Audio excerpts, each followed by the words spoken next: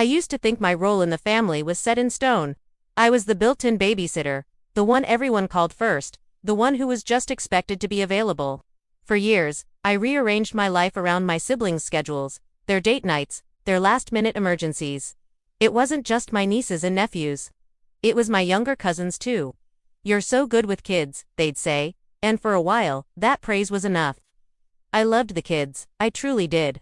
But as time went on, "You're so good with kids" started to sound a lot like "you're so convenient for us." I was in my early 20s, living at home with my parents, trying to save up and figure out my own path. Juggling a part-time job and online classes was already a challenge, but add in being on-call 24/7 for childcare, and it felt like I was drowning. My social life disappeared. My grades started to slip. I was constantly exhausted, running on fumes and the lukewarm coffee I'd grab between dropping off one kid and picking up another. My friends would ask me to hang out, and my default answer became, "I can't, I have to watch the kids." It got to the point where they stopped asking. The resentment started as a small seed, but it grew with every canceled plan, every missed opportunity. Every single time my phone rang and I knew it was another favor being asked of me. My siblings would drop off their kids with a quick "thanks, you're a lifesaver," and a promise to be back by 10, which usually turned into midnight or later. They'd hand me $20 for pizza, as if that could compensate for an entire evening of my life. I felt trapped, invisible, and completely taken for granted. The worst part was, I felt like I couldn't say no. How could I? This was family. I tried to bring it up gently. I'd mention I had a big exam coming up or that I was really tired. The response was always the same, a guilt trip. "Oh, but we were really counting on you. We have no one else," or my personal favorite, "It's just for a few hours. What else are you doing?" That question stung the most. It implied my time, my life, had no value unless it was in service to them. I was just the girl who lived at home, the one with no real responsibilities. The breaking point came on a Saturday. My sister called me in a panic. Her regular sitter had canceled, and she and her husband had non-refundable concert tickets. It was a big anniversary for them. I had plans that night, real, solid plans I'd been looking forward to for weeks. It was my best friend's birthday party. "I can't tonight," I said, my voice shaking a little. "I have plans." There was a long pause on the other end of the line. "What plans?" she asked, her tone laced with disbelief. "It's Sarah's birthday," I explained. "I promised I'd be there. You can see Sarah anytime." She shot back. "This is important. It's our anniversary. I can't believe you're being so selfish."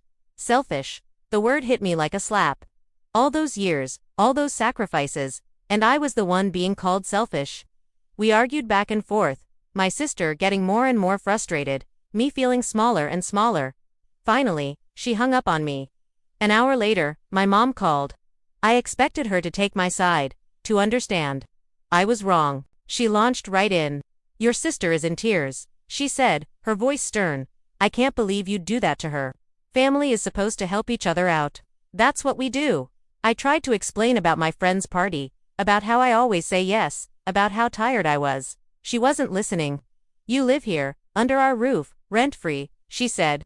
And then came the line that changed everything. "If you want to live here, you need to contribute. And right now, helping your siblings is how you contribute." The world went silent. All I could hear was the blood rushing in my ears. It wasn't about being good with kids anymore. It wasn't about helping out family. It was rent. My time, my energy, my life. It was my currency for a place to sleep. All those years, I thought I was being a loving aunt, but in their eyes, I was just paying my way. I felt a strange sense of calm wash over me. The confusion was gone, replaced by a cold, hard clarity. I hung up the phone without a word. I went to my room and sat on my bed, staring at the wall. The anger I expected didn't come. Instead, I just felt done. The dynamic had been laid bare. It wasn't a negotiation. It was a transaction. And I was no longer willing to pay that price.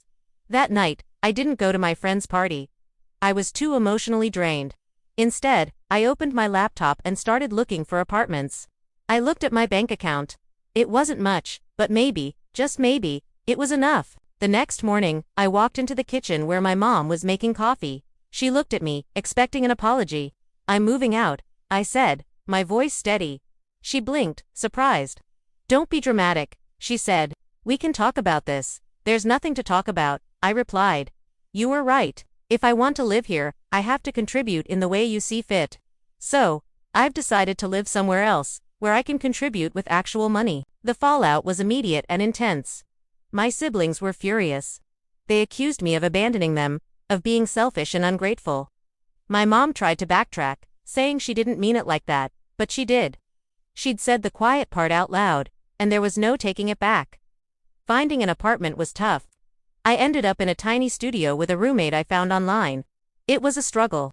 I had to pick up more shifts at my job, and my budget was incredibly tight. There were nights I ate instant noodles for dinner and wondered if I'd made a huge mistake. But then, a funny thing happened. I started to feel free. My time was my own. When my phone rang, it was a friend wanting to see me, not a sibling needing a sitter. I could study for my exams in peace. I could stay out late, or stay in and do nothing at all, without having to answer to anyone. I reconnected with my friends. I started dating. I was building a life, my life. Slowly, my relationship with my family began to shift. The first few months were icy, but when they realized I wasn't coming back and the free babysitter well had run dry, they had to adapt. They started hiring actual babysitters. They had to plan ahead. Eventually, they started calling me again, not for favors, but just to talk. My sister even apologized, admitting she'd taken me for granted. It took a long time, but we started to build a new relationship, one based on mutual respect, not obligation. Now, when I see my nieces and nephews, it's because I want to. We go to the park. We get ice cream. I take them to a movie. I'm not their caregiver, I'm their aunt. And that role is so much sweeter. Looking back, my mom's ultimatum was the push I needed. It forced me to see my own worth. It taught me that setting boundaries isn't selfish. It's necessary for survival. It's about teaching people how to treat you. It was the hardest thing I've ever done, but moving out and standing up for myself didn't just give me my life back. It gave me my family back, in a way that's healthier and more honest than ever before. And that's a price I'm happy to pay. Thanks so much for watching. If this story resonated with you, let me know in the comments. And don't forget to subscribe for more. See you next time.